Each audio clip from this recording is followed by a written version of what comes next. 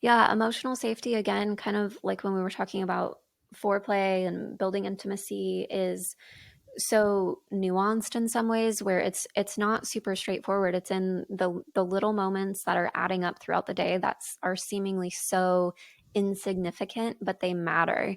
And it can be in having those deep conversations, those hard conversations, which we just did an episode, I think a couple episodes ago, on how to have those hard conversations, where you're approaching those conversations, you're creating space for those conversations with people that you love in a way that isn't blaming and shaming and full of judgment, but just being open to actually seeing and witnessing your partner being vulnerable, being open to receiving that and engaging in an actual conversation, a dialogue with this person, so that you can actually, work through those hard things or have those really raw and vulnerable moments. So it's things like that that actually matter. Those hard conversations, those deep conversations matter when it comes to, you know, building that emotional safety.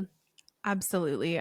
I love that and wouldn't have like couldn't have said it better myself. It's exactly that. And you know, I think sometimes we don't realize like when we dismiss someone or something because we're not like there's also the little moments throughout the day where maybe it's not like an intentional hard like let's sit down and have this hard conversation, but the little moments, the little conversations where maybe we're dismissive or maybe our partner's dismissive to us or they don't literally say anything back or whatever it is, right? Like that is a place where emotional safety is created because even if it's Yep. like seemingly about I don't even know the dishes, groceries, like a funny story or a joke, a meme, right? Like it can be about something so simple, but when we don't acknowledge, like literally the most basic thing, acknowledge that someone said something to us, or at least say, like, I hear you. That's funny. I can't really think about that right now. That's acknowledgement. It might not feel great, but at least it's something to where there's there's connection that is like there's acknowledgement, there's a contact being made to something. But when we're in some of those like seemingly less serious conversations or moments, those matter as well and those do add up. And so it's really about like I think what we're getting at here, Kayla and I are really like touching on is it's the little things. um and it's the things that really feed the Mm-hmm. relationship outside of just these like bigger acts. It's the Mm-hmm. safety we create in one another. And it is this intimacy, I think, can be confused with like this grandiose act. And we've talked about this before.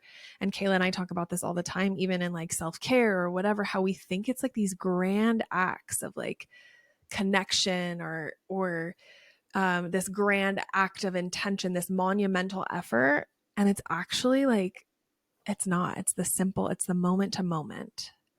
Yeah, absolutely. Yeah, even the things of like being consistent, like showing up and being consistent in your partner's life, whatever that looks like. It could be, financially consistent, providing stability for, your household or whatever that looks like for you.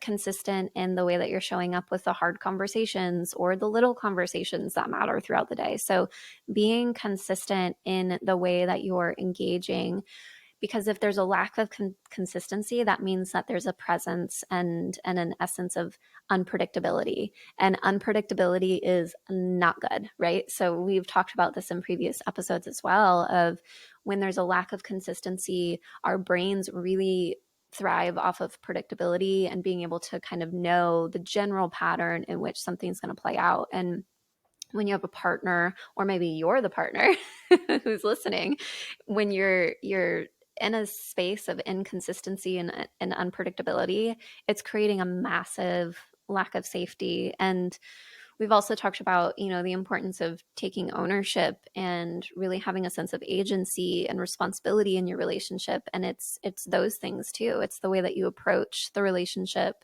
from a place of ownership rather than from a place of blame and like, well, this is just the way I am, or, this is all your fault, and trying to like keep score and place blame and all of those things. Those are amazing ways at creating disconnection, at pushing your partner away, and creating, driving just a massive wedge between you and your partner when you're coming from a place of unpredictability and, just trying to place blame and keep score.